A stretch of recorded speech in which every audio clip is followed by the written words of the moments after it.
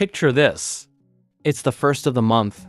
You open a fresh notes app, maybe a spreadsheet, maybe one of those budgeting apps you downloaded 3 weeks ago and forgot about. And you start writing everything down: rent, groceries, subscriptions, transport. You do the math. You feel organized. You feel in control. You feel like this time, finally, it's going to work. And then 2 weeks later, your balance is somehow lower than expected again. And you're sitting there thinking, what is wrong with me? Why can't I just stick to a budget? Here's the thing. Nothing is wrong with you, because the problem isn't your discipline. The problem is that the budget itself was broken from the start. And in this video, I'm going to show you exactly why most budgets fail and the simple shift that actually fixes it. My name is Siva, and I spend way too much time thinking about why people fail at managing money. If that sounds like you, make sure to hit the subscribe button and give this video a thumbs up. Let's get into it. Okay, let's start with the uncomfortable truth that most personal finance advice refuses to say out loud. Budgets don't fail because people are lazy. They fail because they're built on a completely wrong assumption. And that assumption is this: that human beings make financial decisions rationally. We don't. Nobody does. And the entire traditional budgeting system was designed as if we do. Here's what I mean. A classic budget looks like this. You list your income. You list your expenses. You subtract one from the other, and whatever is left, you're supposed to save or invest. Simple, right? On paper, yes. In real life, almost never works. Because here's what most people don't realize. The moment money enters your account, your brain doesn't see categories. It doesn't see rent money and grocery money and savings money. It just sees one number. And that one number feels like available money. All of it. This is called mental accounting failure. And behavioral economists have studied this for decades. The brain is genuinely terrible at mentally separating money. That's sitting in the same place. It's not a character flaw. It's just how human psychology works. So you check your balance. You see $2,400. Your brain thinks, cool, I've got $2,400. But what your brain doesn't automatically calculate is that 200 is rent, 200 is utilities, 300 is groceries. That leaves $700. But you didn't feel $700. You felt $2,400. And so you spent like you had $2,400, and then rent came due. And suddenly everything falls apart. This is the first reason budgets fail. Not willpower, architecture. Now here's the second reason. And this one is sneaky. Most budgets are built around perfect months. And perfect months almost never exist.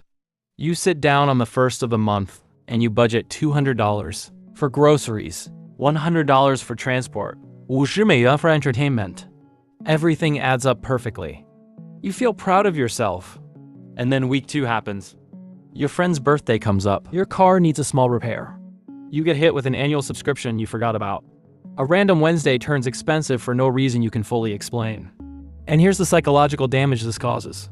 Because these events feel like failures, like you broke the budget, like you have no self-control. So you do what most people do when they feel like they've already failed.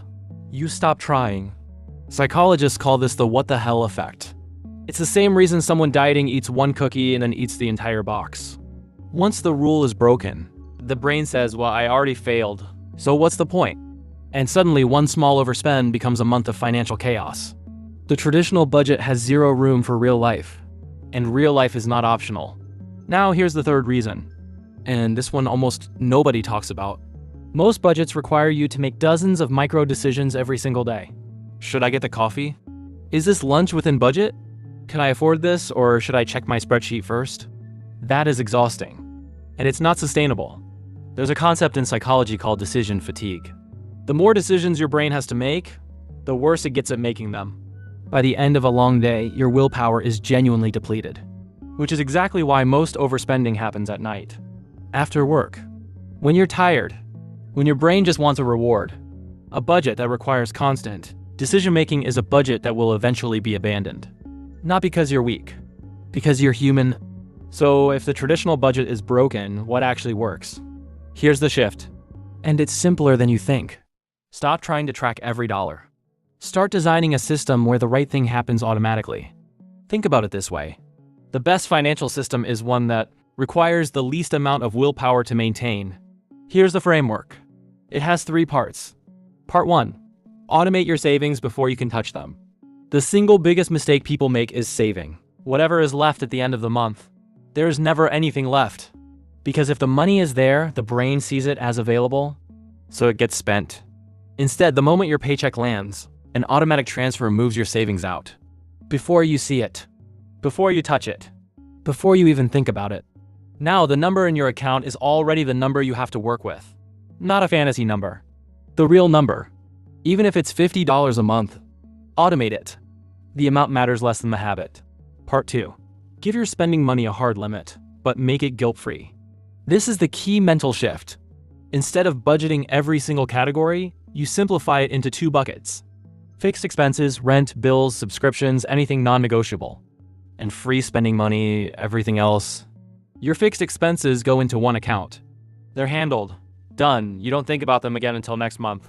Your free spending money goes into a separate account. And here's the important part. Whatever is in that account, you can spend guilt-free. No tracking. No logging. No spreadsheet.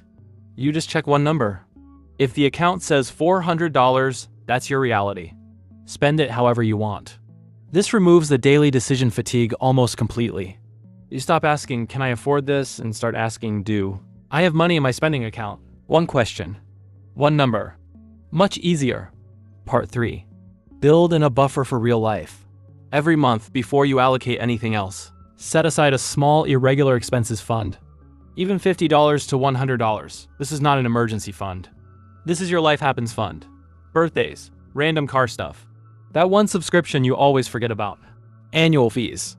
When real life hits that fund instead of your main account, you stop feeling like you failed. Because you planned for it. Which means the what the hell effect never kicks in. Which means you stay on track. Let me give you a quick example with real numbers. Say you bring home $3,000 a month. The moment your paycheck lands, $200 automatically moves to savings. You never see it. Then 1500 goes to your fixed expenses account, rent, bills, done. That leaves $1,300. Out of that, $100 goes to your life happens buffer, and $1,200 goes to your free spending account. Now you have one number to live by. 200, no categories, no tracking, no guilt, just one number. And here's what most people don't realize. $1,200 feels like a real limit because it is. It's sitting in a separate account. Your brain can see it. It can't be mentally merged with your rent money. The separation creates an automatic psychological boundary. You didn't need more discipline. You needed a better design. Now here's where it gets really interesting. Because there's a compounding effect to this system that most people never reach because they quit too early. When you stop fighting your own psychology, something changes. The stress around money gets quieter. Not because you suddenly have more of it, but because the chaos is gone. You know exactly what you have. You know exactly what's covered. And you stop making financial decisions from a place of anxiety. And that matters more than people realize. Because anxious money decisions are almost always bad money decisions. When you're stressed, you impulse spend. You avoid looking at your account. You put things on a credit card because you just don't want to deal with it right now. The system I just described removes most of that emotional noise. And when you're calm about money, you make better choices. Consistently. Over time. That's where real financial progress happens. So let's bring this together. Your budget isn't failing because you lack discipline. It's failing because it was designed wrong. Traditional budgets assume you'll think rationally about every dollar, every day. That's not how humans work. The fix isn't trying harder. It's building a system that works with your brain instead of against it. Automate your savings so they happen before you can spend them. Separate your fixed expenses from your spending money so you always know your real number. And build a small buffer so that real life doesn't feel like failure. That's it. No complicated spreadsheet. No tracking every latte. Just a system that runs quietly in the background while you live your life. Because here's the truth most people figure out too late. The best budget is the one you actually stick to. And the one you actually stick to is the one That requires the least amount of willpower to maintain. If this video helped you think about budgeting differently, hit the subscribe button. And I want to know, have you tried budgeting before and given up? Let me know in the comments. Because you're probably not the problem. The system was